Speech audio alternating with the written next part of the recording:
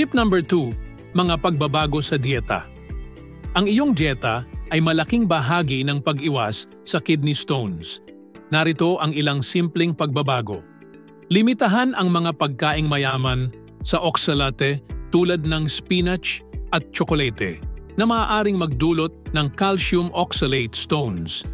Iwasan ang sobrang sodium dahil maaaring tumaas ang calcium sa iyong ihi, dahilan ng pagbuo ng mga bato. Layunin na bawasan ang iyong sodium intake. Siguraduhing may sapat na calcium sa iyong diet. Kabaligtaran ng iniisip ng marami, ang tamang dami ng calcium ay makakatulong maiwasan ang mga bato. Tip number 3, panatilihin ang malusog na timbang at iwasan ang matatamis na inumin. Huwag kalimutan ang kahalagahan ng pisikal na aktibidad at tamang timbang.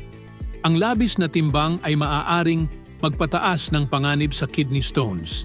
Iwasan rin ang mga matatamis na inumin tulad ng soda na nagpapataas ng posibilidad ng bato sa kidney. Mga pabula at maling akala tungkol sa kidney stones. Maraming tao ang naniniwala na ang kidney stones ay sanhi lamang ng dehydration, pero may iba pang factors tulad ng genes at dieta. Tandaan, mahalaga pa rin ang tamang lifestyle at pagkain para mapanatili ang kalusugan ng ating kidney. Ang pag-iwas sa kidney stones ay hindi imposible.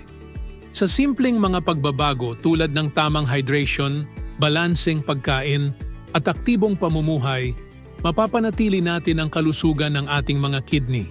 Kung may mga karanasan o tips ka rin tungkol sa pag-iwas sa kidney stones, i-share mo na yan sa comments section. Don't forget to like para sa mas marami pang health tips. Tandaan, ang kalusugan ay yaman, kaya't alagaan ang iyong kidney para sa mas malusog na kinabukasan.